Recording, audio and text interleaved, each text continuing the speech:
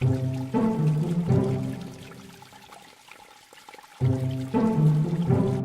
find this a fascinating object. It's a fiber optic cable for a stereo.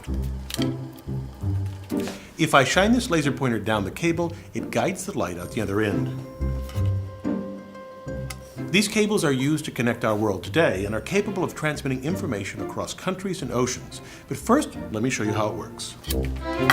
I have a bucket that I've modified with a window in front.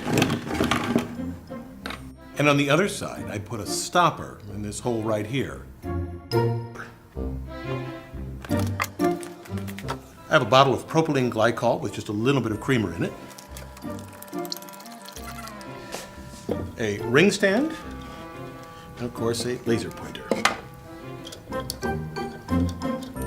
Now, keep your eye on this plug when I turn out the lights.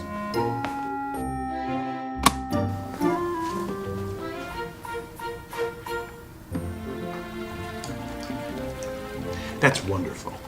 The light follows the liquid flow all the way to the bucket. Amazing.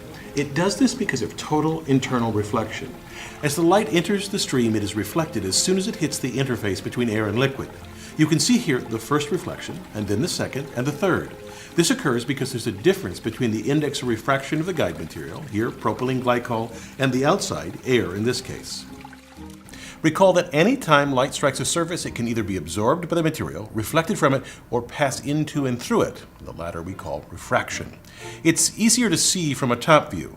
Reflection and refraction can happen at the same time, but if a light ray hits the surface at an angle greater than the critical angle, it will be completely reflected and not refracted. For this propylene glycol and air system, as long as a beam hits the surface at an angle greater than 44.35 degrees, measured from the normal, it will propagate down the stream via total internal reflection. To create this same effect in an optical fiber, engineers create a core of glass, usually pure silicon dioxide, and an outside layer called cladding, which they also typically make from silicon dioxide, but with bits of boron or germanium to decrease its index of refraction. A 1% difference is enough to make a fiber work.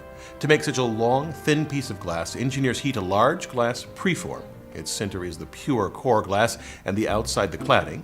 They then draw or pull a fiber by winding the melt onto a wheel at speeds up to 1,600 meters per second. Typically, these drawing towers are several stories tall. The height allows the fiber to cool before being wound onto a drum. One of the greatest engineering achievements was the first ocean-spanning fiber optic cable. Called TAT-8, it extended from Tuckerton, New Jersey, following the ocean floor over 3,500 miles until branching out to Whitmuth, England, and Ponmarsh, France. Engineers designed the cable carefully to survive on the ocean floor.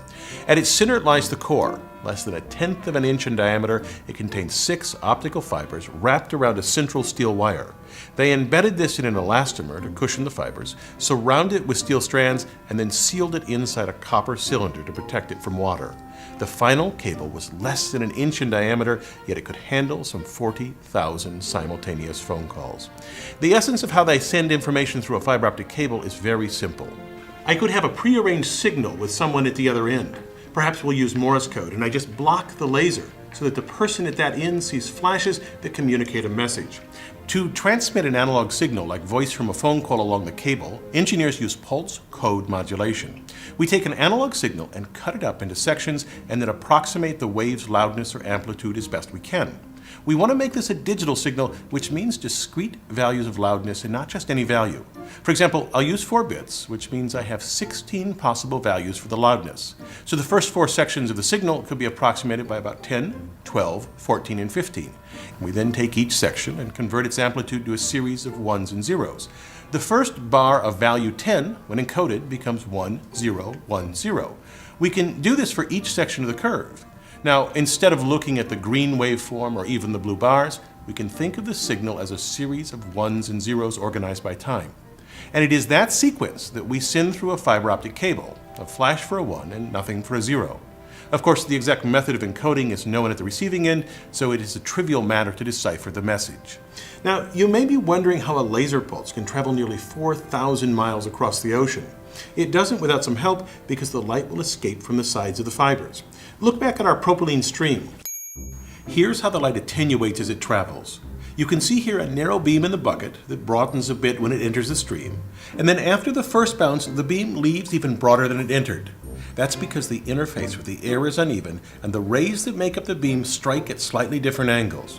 When that beam makes its second reflection, those individual rays diverge even more until by the time it reaches the third bounce, many of the rays are no longer at the critical angle and can exit from the sides of the stream. Here it happens in a few inches, but in a cable like Cat8, the signal travels a stunning 50 kilometers before it needs to be amplified. Absolutely amazing. I'm Bill Hemmick, the Engineer Guy.